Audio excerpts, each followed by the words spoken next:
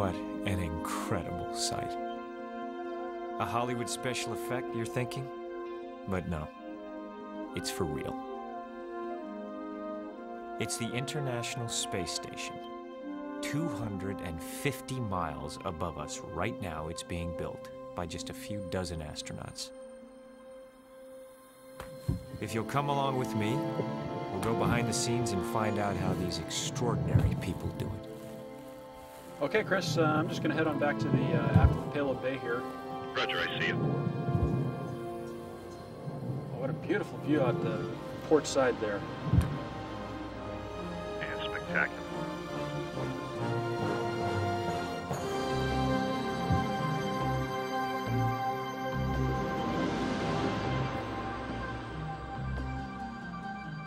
Working outside in the vacuum of space is a dangerous business. First, you calculate all the risks. Then, you learn how to deal with them.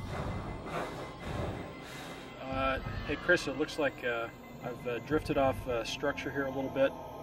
Try and pull myself back in. Scott, it looks like your tether is disconnected. I show it coiling away from you. And Scott, you headed out over the port nose of the vehicle. Looks like to me, looks here on the port side. They should maybe be able to see out windows 1, 2, or 3. Okay, I'm going for the safe room. Okay, I agree. Deploying the hand controller. I see it. Okay, it's swung out. Bring it up to work envelope. I got it in front of you. I see it. Power on. Got AH light. Okay, it looks like you're starting to correct now. I see. Beginning to close. Stop. Looks nice, looks nice.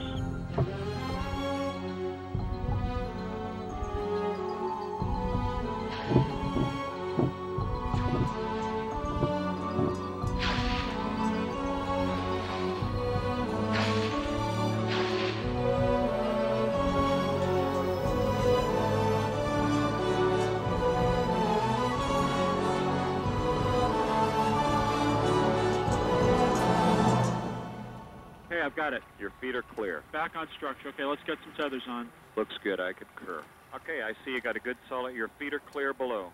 For you and me, the virtual reality lab at the Johnson Space Center might be the ultimate video game. Cheated death again. We're back on. I concur. But if you're Scott Parazynski and Chris Hadfield, it's where you learn how to escape from your worst nightmare. They're a construction team, one of many that will fly a whole series of missions to assemble the station in orbit. Another day at the office.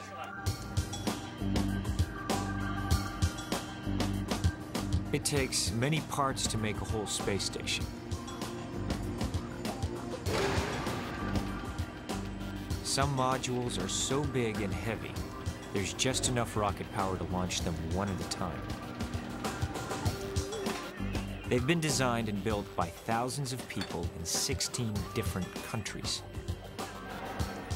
Some pieces are tested here at the Kennedy Space Center in Florida, others in Russia. But will they all fit together when they arrive in space? The first station component was designed and built in Russia. It's called Zarya.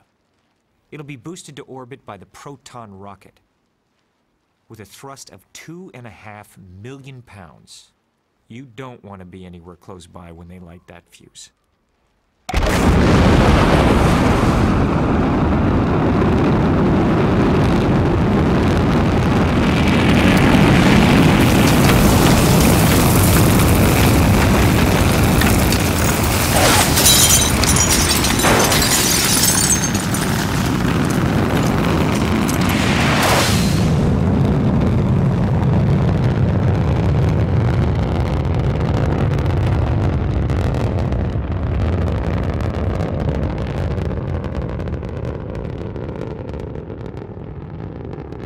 Proton is an expendable rocket. After delivering Zarya to orbit, it'll fall back to Earth into a safe zone.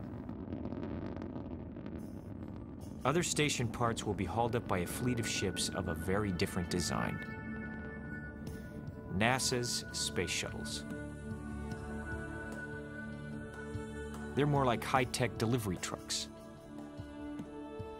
One of these will close in on Zarya. Then the crew will grab it with the shuttle's arm. Houston Endeavor, we have Zarya firmly attached to the orbiter. We're halfway home for the day. It was a big moment for the crew, especially astronaut Nancy Curry, who operated the arm. She sure didn't want to miss. That was the longest 15 minutes of my entire life. Okay, back to the procedure. All right. The American module Unity is mounted in the cargo bay. CJ, the pilot, fires the shuttle's thrusters to push Unity upward and made it to Zarya. Capture. Houston Endeavor, we have capture of Zarya. To the crew of the good ship Endeavor, that's terrific. The International Space Station is born. The shuttle will leave it here and return to Earth. Okay, my heart's beating again. The foundation is laid. Now it's up to the builders.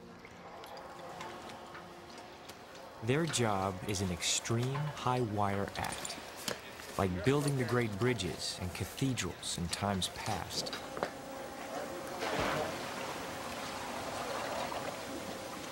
The 6 million gallons of water in this tank provide the closest thing there is to working weightless. You practice on life-size models of the station. Before it's finally finished, these crews will have made 160 spacewalks. That's 2.5 times all the previous spacewalks ever done. Critics say that's too many. The risk is too high. Handrails 508, 509 installed. All eyes are on the next flight. The shuttle Discovery will take the first assembly crew to station. The commander of the flight is Brian Duffy. Pamela Melroy is the pilot.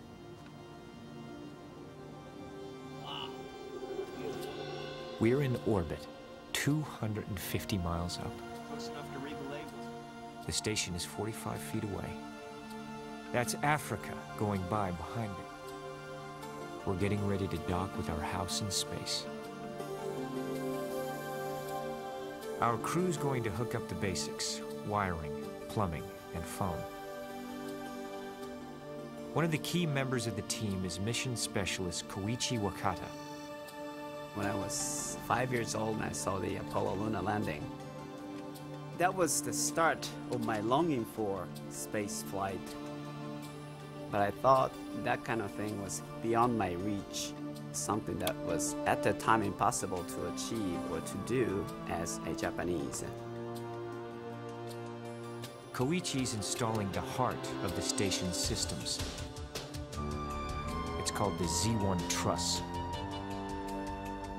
I was moving the robot arm very slowly, since the Z1 truss weighs